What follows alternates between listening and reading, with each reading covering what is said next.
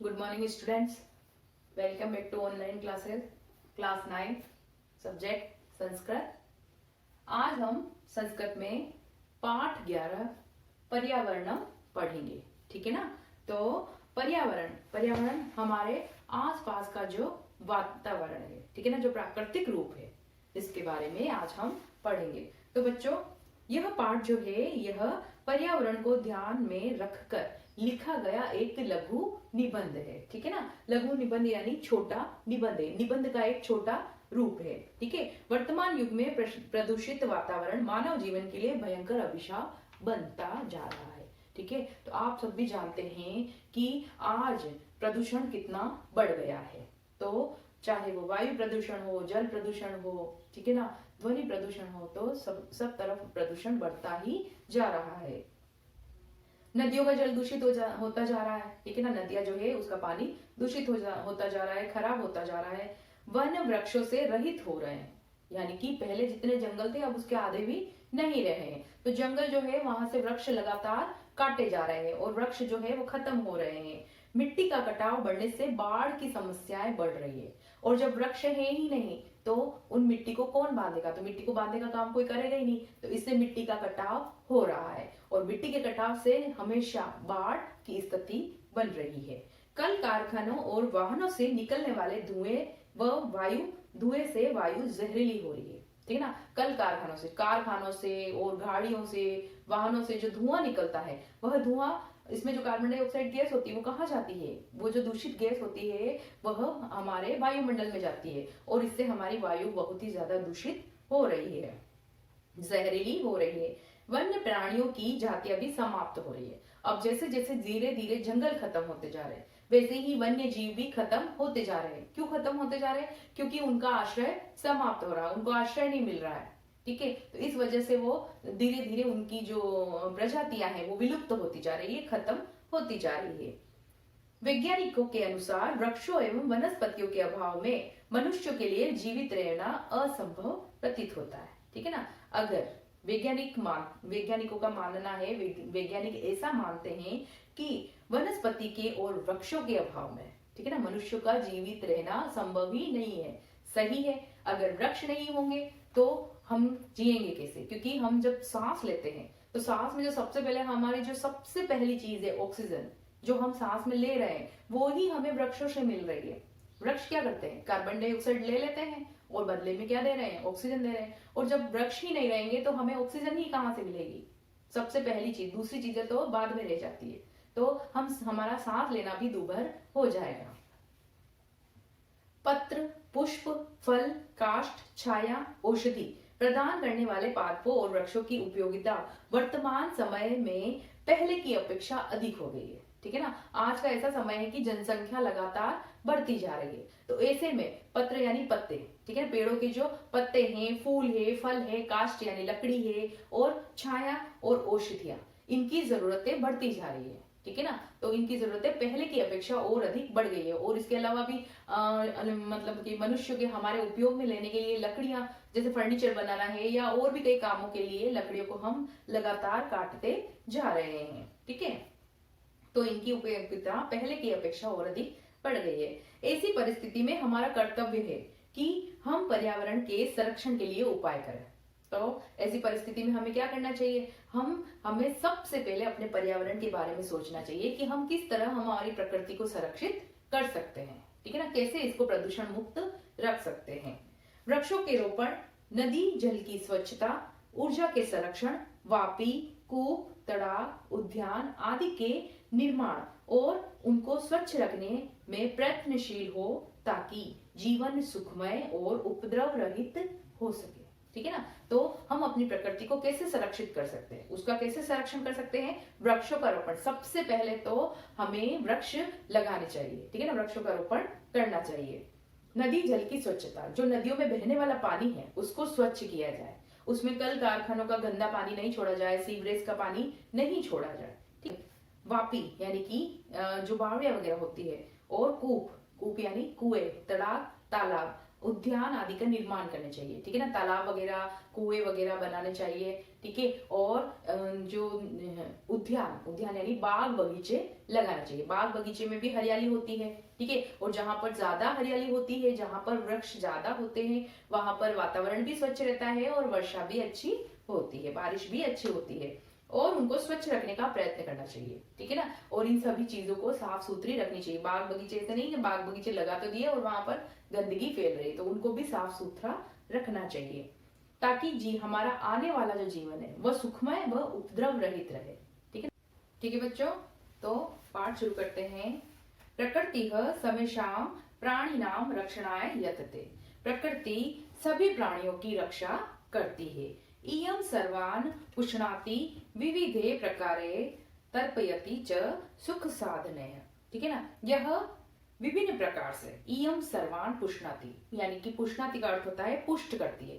सर्वान यानी सभी को, चाहे वनस्पति हो, चाहे कोई भी प्राणी हो, जीव हो, जंतु हो, उड़ने वाले पक्षी हो या कोई भी जानवर हो, अलग अलग प्रकार से सभी को पुष्ट करती है, ठीक है ना। उनका पालन पोषण करती है और उनको सुख साधनों से तृप्त करती है। तर्पयति च सुख साधने यानी कि सुख साधनों से तृप्त करती है। पृथ्वी जलम तेजो वायु आकाश प्रमुखानि तत्वानि। ठीक है। पृथ्वी जल, तेज यानी प्रकाश, सूर्य का प्रकाश, वायु और आकाश, ये 5 प्रमुख तत्व है, ठीक है ना। इन्हीं तत्वों से मिलकर जो है प्रकृति बनती है। तान्येव मिलित्वा पृथक्कत्या वा अस्माकं पर्यावरणं रचयन्ति। ठीक है ना। तान्येव मिलिता, ये सब मिलकर, ठीक है ना, ये सब मिलकर या अलग अलग, पृथक्कत्या वा अस्माकं यानी कि अलग अलग रूप से हमारा पर्यावरण रचते हैं, पर्यावरण का निर्माण करते हैं ना। तो ये 5 तत्व एक साथ मिलकर या अलग अलग रूप से ये हमारा पर्यावरण बनाते हैं। आव्रियते पारित समन्तात लोको अनैनति पर्यावरण। ठीक है ना। और संसार जिसके द्वारा, संसार लोक यानी संसार, संसार जिसके द्वारा चारों ओर से आच्छादित है, जिसने संसार को चारों ओर से घेर रखा है, ठीक है, उसे ही पर्यावरण कहते हैं। यथा अजात शिशु मात्र गर्भे सुरक्षित तिष्ठति तथैव मानव पर्यावरण कुक्षो। ठीक है ना। यथा जात शिशु यानी कि जिस प्रकार एक अजन्मा बच्चा जो होता है, ठीक है ना, एक अजन्मा शिशु होता है, वो मात्र गर्भे यानी माँ के गर्भ में सुरक्षित तिष्ठति यानी कि सुरक्षित रहता है। जिस तरह एक अजन्मा बालक जो होता है वह माँ की गोद में सुरक्षित, माँ की कोख में सुरक्षित रहता है। तथैव मानव पर्यावरण कुक्षो, उसी प्रकार मानव, ठीक है ना, मानव ही नहीं सभी जीव जंतु, सभी प्राणी जो है वह पर्यावरण की कोख में, ठीक है, पर्यावरण की कोख में सुरक्षित रहते हैं। पर्यावरण कुक्षो यानी पर्यावरण की कोख में सुरक्षित रहते हैं। परिष्कृतम प्रदूषण रहितम च पर्यावरण मत्सभ्यम सांसारिकम जीवन सुखम सद्विचारम सत्संकल्पम मांगलिक सामग्री च प्रददति। ठीक है ना। परिष्कृतम, परिष्कृत कहते हैं साफ सुथरा, ठीक है ना, छाना हुआ, साफ सुथरा या साफ किया हुआ। तो परिष्कृतम यानी कि साफ सुथरा व प्रदूषण रहित पर्यावरण से हमें जो सांसारिक जीवन सुख, ठीक है ना, सांसारिक जीवन का सुख, सद्विचार अच्छे विचार, सत्य संकल्प यानी कि सत्य के लिए संकल्प, अच्छा संकल्प और मांगलिक सामग्री प्रददाती यानी कि मांगलिक सामग्री जो है वो हमें प्रदान करता है। तो ये अच्छा और साफ सुथरा जो पर्यावरण है उसी से हमें जीवन की सुख सुविधाएं मिलेगी, हमें अच्छे विचार मिलेंगे, अच्छे संकल्प मिलेंगे और मांगलिक सामग्री यानी कि शुद्ध व अच्छी सामग्री प्राप्त होगी। प्रकृति कोपेह आतंकितो जनः किम कर्तुम प्रभवति। ठीक है ना। प्रकृति के प्रकोप से, ठीक है, प्रकृति के क्रोध से परेशान, ठीक है, व्याकुल मनुष्य, प्रकृति के क्रोध से व्याकुल तथा परेशान मनुष्य क्या कर सकता है? कुछ नहीं कर सकता है।